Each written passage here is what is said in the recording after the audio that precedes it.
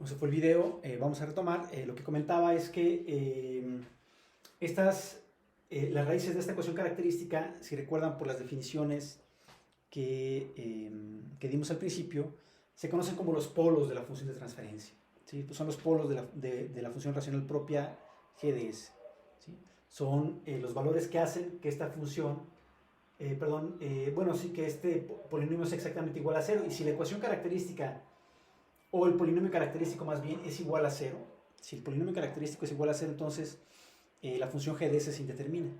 ¿Sí? Y los valores de s que hacen que la función de transferencia se indetermine se conocen como los polos del sistema. ¿Sí? Entonces, estos valores de s que hacen que la función g de s se indetermine, pues se conocen como los polos del sistema. Y lo que podemos darnos cuenta es que para sistemas críticamente amortiguados, los polos del sistema son complejo conjugados. ¿Sí? El sistema va a tener dos polos para sistemas de segundo orden, normal, ¿sí? Dado que es un sistema de segundo orden, tiene dos polos, dado que la ecuación característica es de grado 2, y esos polos son complejo conjugados. Entonces, si tenemos un sistema dinámico de segundo orden y calculamos los polos del sistema y vemos que esos polos son complejo conjugados, ya ni siquiera hay que simular el sistema. Ya podemos concluir que el sistema es un sistema subamortiguado. Es un sistema que va a presentar oscilaciones en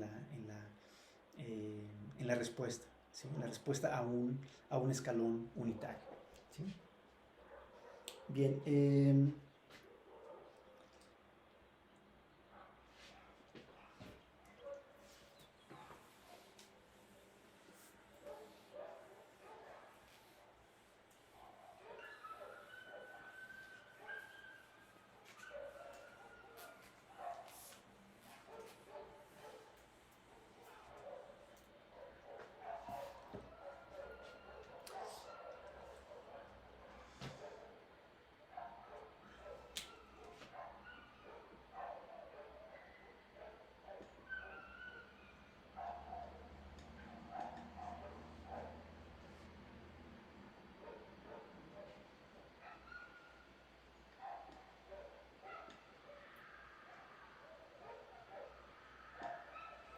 Bien, si hacemos el cambio de variable alfa igual a xi omega n y omega igual a omega n por la raíz de 1 menos xi cuadrada, entonces los polos del sistema estarán descritos como menos alfa más menos j por omega.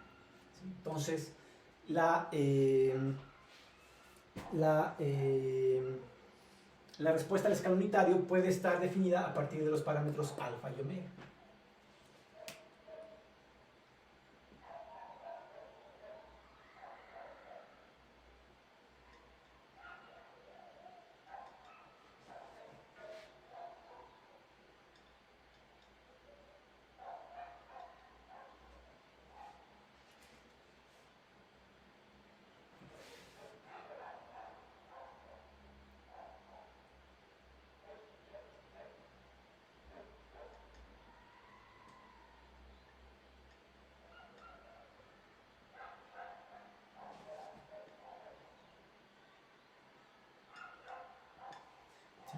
Si utilizamos los parámetros alfa y omega, entonces la respuesta del sistema y va a ser simplemente 1 menos e a la menos alfa t entre la raíz de 1 menos xi cuadrada por el seno de omega t más el arco coseno de xi. Es decir, la respuesta del sistema tiene una frecuencia y una fase. ¿Sí? Tiene una frecuencia y una fase y tiene una constante de tiempo alfa. ¿Sí? Hay que recordar que si lo vemos aquí, ¿sí? La respuesta del sistema a un escalón unitario tiene una parte exponencial, es decir, va a ir creciendo esa respuesta con una asíntota, y la frecuencia, la constante de tiempo del sistema, la velocidad de crecimiento de esa respuesta, pues va a estar dada por la constante alfa, va a estar caracterizada por la constante alfa. es decir, alfa es la constante de tiempo de la respuesta, pero va a tener ciertas oscilaciones también, va a ir creciendo, pero al mismo tiempo que va creciendo también va oscilando. Si esa respuesta va a ir oscilando. Y esa frecuencia de las oscilaciones va a estar dada por el parámetro omega, donde ese parámetro omega simplemente es la frecuencia natural no multiplicada del sistema por la raíz de 1 menos xi cuadrado, y va a tener una cierta fase. Y esa fase va a estar dada por el arco coseno del parámetro xi. ¿Sí? Muy bien.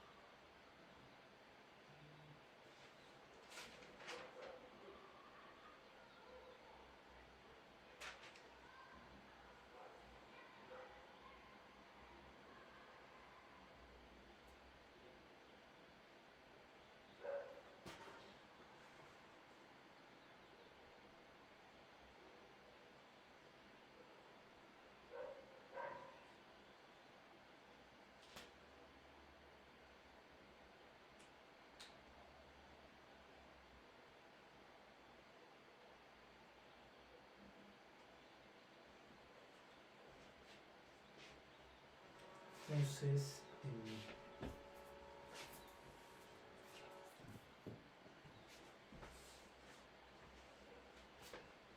alfa determina la velocidad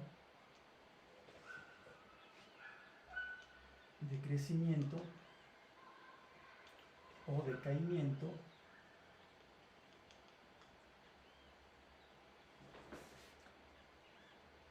de la respuesta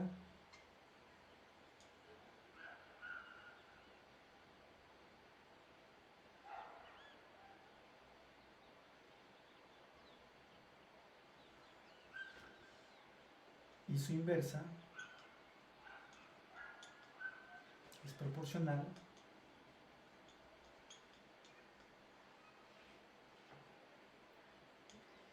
a la constante de tiempo del sistema.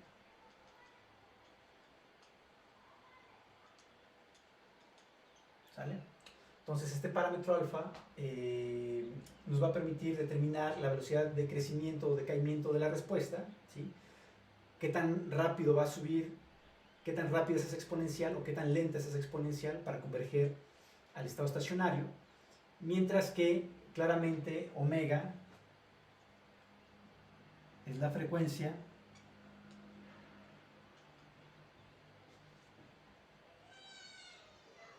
de las oscilaciones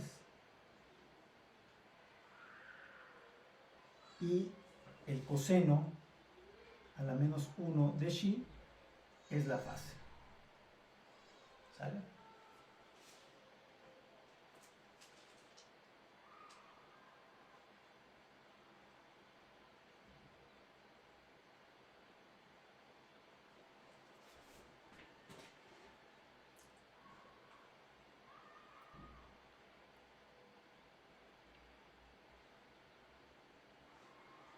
Ahora, ¿qué pasa cuando, qué pasa en el caso cuando xi es exactamente igual a 0? Si xi es exactamente igual a 0, este alfa es igual a 0 y este omega es igual a omega n. ¿Estamos de acuerdo? Entonces la respuesta va a ser simplemente una señal senoidal, va a ser 1 menos, esta exponencial a la 0 se va a hacer 1, esta raíz se va a hacer 1 y simplemente vamos a tener una respuesta que va a ser una señal senoidal de omega n por t. Claramente el coseno a la menos 1 de 0 es el coseno a la menos 1 de 0 es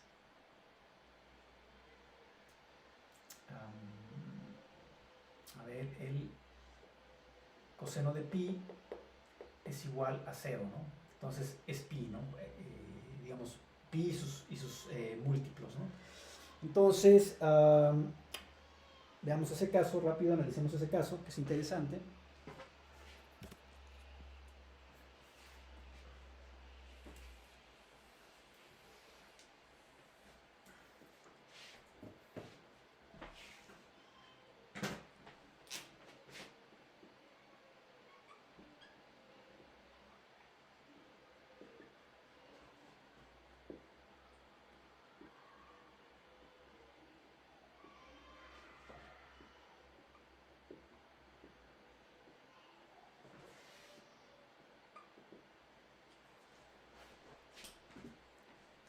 La respuesta y de t va a ser igual a 1 menos e a la 0 entre la raíz de 1 menos 0 por el seno de omega n por la raíz de 1 menos 0 más el coseno o el arcocoseno de 0.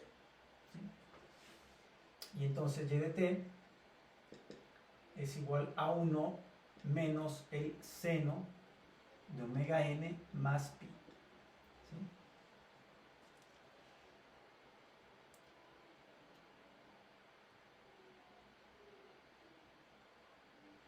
Entonces, si se dan cuenta, lo que podemos darnos cuenta es que la respuesta cuando el factor de amortiguamiento es exactamente igual a 0 es netamente una oscilatoria con una oscilación, o es una respuesta puramente oscilatoria con frecuencia omega n y fase pi. Por eso es que a este parámetro omega n se le conoce como la frecuencia natural no amortiguada, porque es la frecuencia del sistema cuando no existe ningún amortiguamiento, cuando la respuesta del sistema es meramente oscilatoria, simplemente una senoidal montada sobre el valor de 1. ¿Sí? Entonces, omega n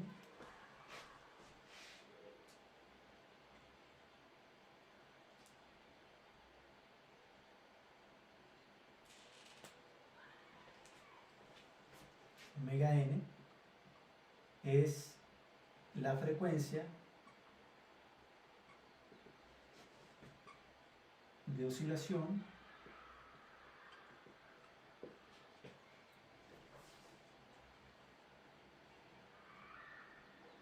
de la respuesta senoidal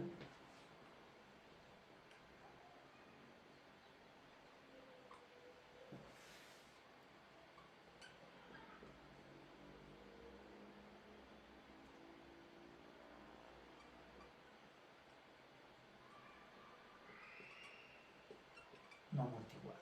¿Sí? Omega n por eso se le conoce como la frecuencia natural no amortiguada. ¿Sí?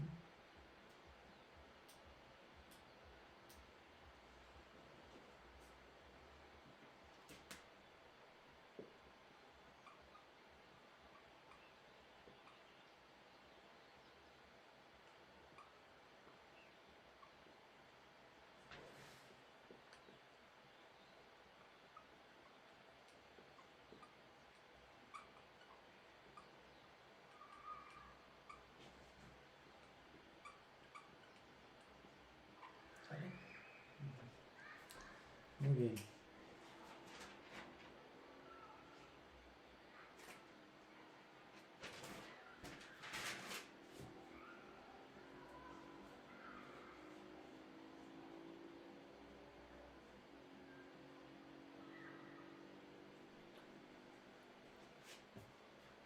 Finalmente, si nosotros graficamos los polos en el plano complejo,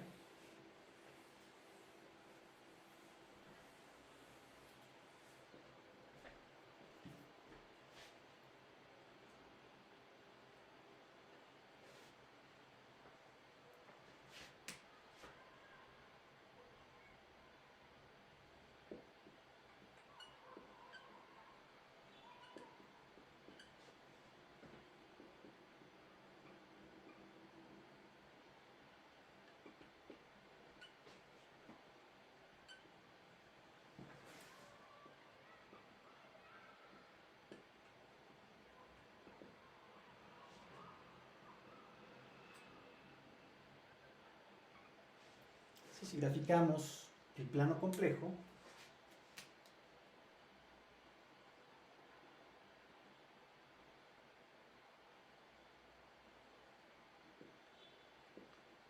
con la parte real y con la parte imaginaria, lo que vamos a ver es que los polos tenemos dos polos complejos conjugados, y esos polos se encuentran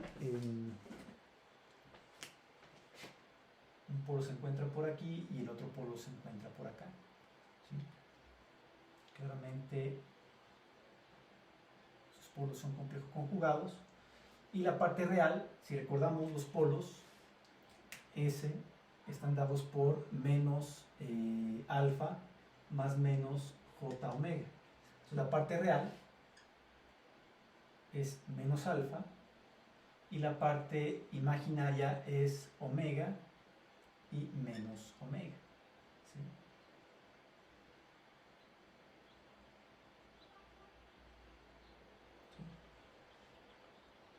Son polos complejos conjugados. La respuesta al escalón unitario, cuando el sistema es subamortiguado, tiene polos complejos conjugados, y esos polos se encuentran en el plano complejo en esta posición, ¿sí? La parte real es negativa y la parte imaginaria tiene un polo positivo, o en la parte imaginaria positiva, y otro polo en la parte imaginaria negativa, ¿sí? Donde menos alfa pues es menos chi omega n, mientras que omega es omega n por la raíz de 1 menos chi cuadrada, ¿no? Este es menos omega n por la raíz de 1 menos chi cuadrada, ¿sí?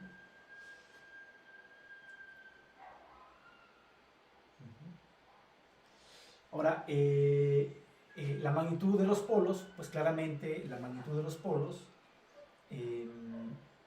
la magnitud de S,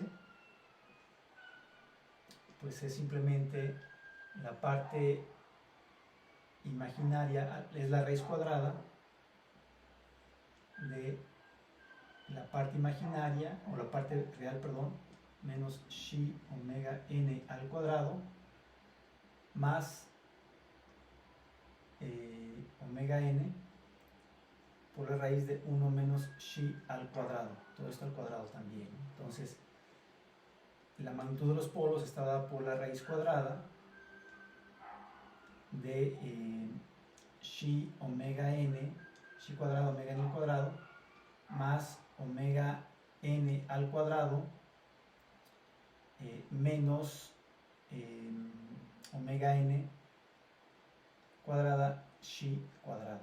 ¿Estamos de acuerdo? Pues este con este se va, y pues la magnitud de los polos está simplemente por la raíz de omega n al cuadrado igual a omega n, es decir, la magnitud, la distancia que hay desde el origen hasta cada uno de los polos, pues está dada por la frecuencia natural no amortiguada, ¿sí? Omega n, y también aquí hay una distancia de omega n, ¿sí? Ahora, si analizamos este ángulo, llamémosle el ángulo θ, ¿sí? Este ángulo, ¿qué magnitud tiene? Bueno, pues es el coseno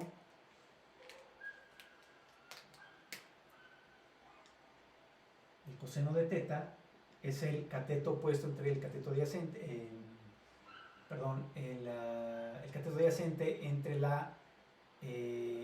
la hipotenusa. Claramente el coseno de θ es el cateto adyacente, que es menos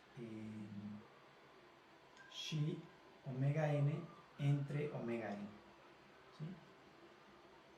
Por lo tanto, el coseno, bueno, por la distancia, es decir, este cateto tiene distancia chi omega n, por lo tanto le quitamos el signo, por supuesto, ¿no? Dado que lo que nos importa realmente es cuánto vale el cateto adyacente, ¿no? Y la distancia del cateto adyacente pues es chi omega n, ¿no? Entre la hipotenusa, que es omega n, pues el coseno del ángulo θ pues es simplemente chi, ¿no? Por lo tanto, θ es igual al arco coseno, o el coseno a la menos 1 de xi. Luego entonces, la fase de la respuesta de un sistema de segundo orden en un escalón unitario, pues es este ángulo teta, ¿no? El ángulo que hay entre la línea que conecta el origen con los polos del sistema y el eje real. ¿Sí? Precisamente ese ángulo teta es el coseno a la menos 1 de xi. ¿Sí? Y por supuesto, ¿qué pasa cuando teta es igual a un ángulo recto? ¿Sí? ¿Qué pasa cuando teta es igual a un ángulo recto? Pues lo que pasa es que los polos son otra vez complejo conjugados, para la parte real es exactamente igual a 0. Y si la parte real es exactamente igual a 0, entonces eso significa que xi, el parámetro xi, es exactamente igual a 0. Si la única manera de que los polos del sistema se encuentren sobre el eje imaginario y sean complejo conjugados es que la parte real sea exactamente igual a 0, y la única manera de que la parte real sea exactamente igual a 0 es que el parámetro xi, el factor de amortiguamiento, sea exactamente igual a 0. En ese momento, la respuesta del sistema es puramente oscilatoria, si no desaparece la parte exponencial. La respuesta del sistema, como lo vemos hace un momento, es puramente oscilatoria, y precisamente la fase, el ángulo que hay entre la línea que conecta a el origen con cada uno de los polos, es exactamente el eje imaginario, y por lo tanto el ángulo que hay entre esa línea y el eje real pues es un ángulo de 90 grados, ¿no? ¿Sí? La fase del sistema va a ser exactamente igual a 90 grados. ¿Sale? Uh-huh. ¿Sí?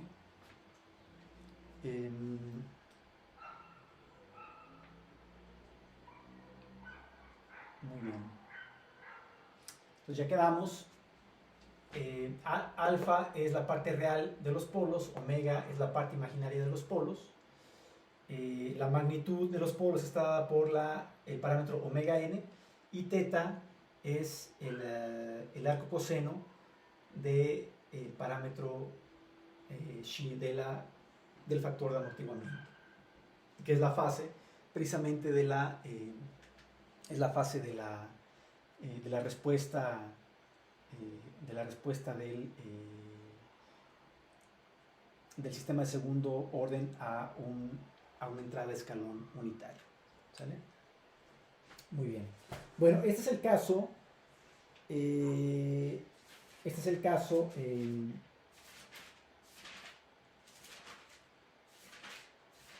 Subamortiguado, ¿sí? Cuando tenemos una respuesta subamortiguada. ¿Sí? Pero, ¿qué pasa cuando el factor de amortiguamiento xi es igual a 1?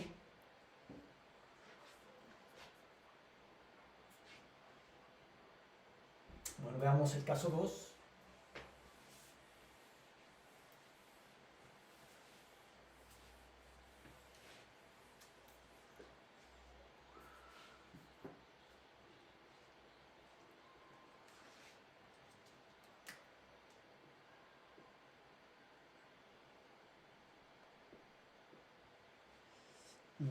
Se me está yendo el sol, entonces les propongo que mejor le dejemos aquí, y la próxima clase vemos el caso, el martes próximo vemos el caso críticamente amortiguado y el caso sobreamortiguado. No nos vamos a tardar mucho, ya digamos que la parte más complicada o la parte más extensa ya la vimos con el caso subamortiguado. Nos falta ver el caso críticamente amortiguado cuando xi es igual a 1, y el caso sobreamortiguado cuando xi es mayor a 1. Entonces, eso lo vemos la próxima clase, y también les presento esos dos casos, y hago una simulación en la cual vemos cómo es la respuesta del sistema, ¿no? Una simulación en Scilab para que quede más claro, ¿no? Entonces, mejor vamos a dejarle aquí y nos conectamos la próxima semana.